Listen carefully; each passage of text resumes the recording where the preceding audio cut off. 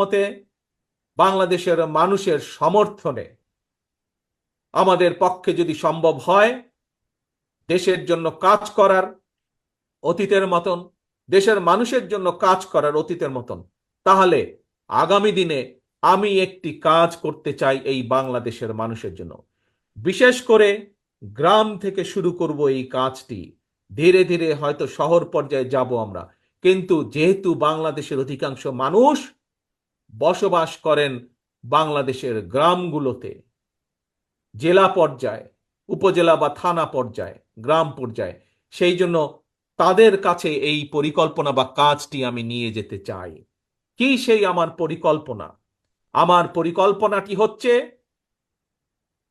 প্রত্যেকটি পরিবারের জন্য, মানুষ নয় পরিবার হিসাবে, আমরা বাংলাদেশে কতগুলো পরিবার আছে সেই পরিবারগুলোকে আমরা নির্দিষ্ট করব এবং প্রতি পরিবারকে আমরা রাষ্ট্রের পক্ষ থেকে একটি ফ্যামিলি কার্ড দিব।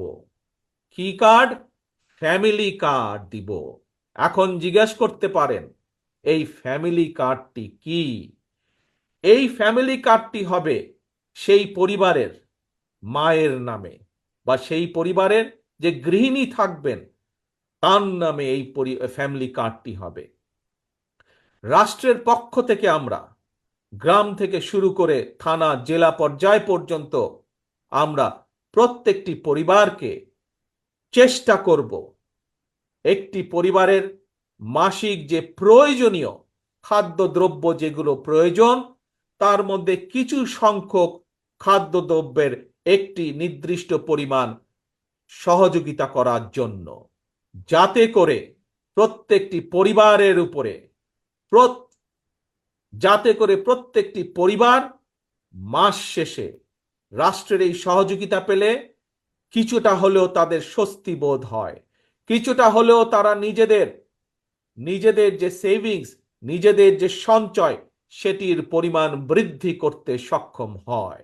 এবং তার ফলে এই সহযোগিতাটা যদি আমরা কয়েক বছর ধরে চালু রাখতে পারি, তাহলে আমি বিশ্বাস করি বাংলাদেশের গ্রামের পরিবারগুলো, গ্রামের মানুষগুলো সচ্ছলতার একটি পর্যায়ে উঠে আসতে সক্ষম হবেন। অর্থাৎ রাষ্ট্র সরাসরিভাবে প্রত্যেকটি পরিবারের পাশে, রাষ্ট্রের সামর্থ্য অনুযায়ী প্রত্যেকটি পরিবারের পাশে দাঁড়ানোর চেষ্টা করবে, তাদেরকে সহযোগিতা করার চেষ্টা করবে, তাদেরকে সাহায্য করার চেষ্টা করবে, যাতে করে তারা স্বাবলম্বী হয়ে উঠতে পারে। প্রিয় সহকর্মীবৃন্দ, দেশ এবং জাতির ব্যাপারে, দেশ এবং জাতিকে নিয়ে একজন রাজনৈতিক কর্মী হিসাবে আমার আরো কিছু পরিকল্পনা আছে, যেই পরিকল্পনাগুলো পর্যায়ক্রমিকভাবে আমি আপনাদের সামনে ধীরে ধীরে তুলে ধরব। আজ একটি পরিকল্পনার কথা আপনাদের সামনে তুলে ধরলাম, ফ্যামিলি কার্ড।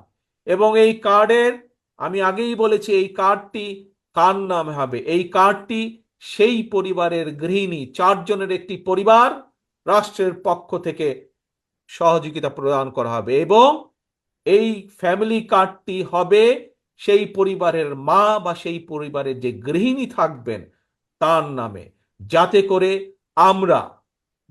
করে আমরা বাংলাদেশের অর্ধেক জনসংখ্যার অর্ধেক হচ্ছে নারী, যাতে করে আমরা নারীদের ক্ষমতায়ন বৃদ্ধি করতে পারি, যাতে করে স্বাবলম্বী করে গড়ে তুলতে পারি আমরা বাংলাদেশের মা বোনকে, সেটিও হবে তার অন্যতম একটি লক্ষ্য এই ফ্যামিলি কার্ডের। প্রিয় ভাই বোনেরা, আপনাদের সামনে আজ আমি যেই কথাগুলো তুলে ধরলাম, যেই কথাগুলো আপনাদের সামনে আমি বললাম, তার লক্ষ্য এবং উদ্দেশ্য একটি। কি সেই লক্ষ্য এবং উদ্দেশ্য?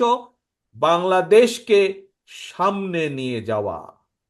আমরা বাংলাদেশের মানুষকে স্বাবলম্বীভাবে গড়ে তুলতে চাই অর্থনৈতিকভাবে।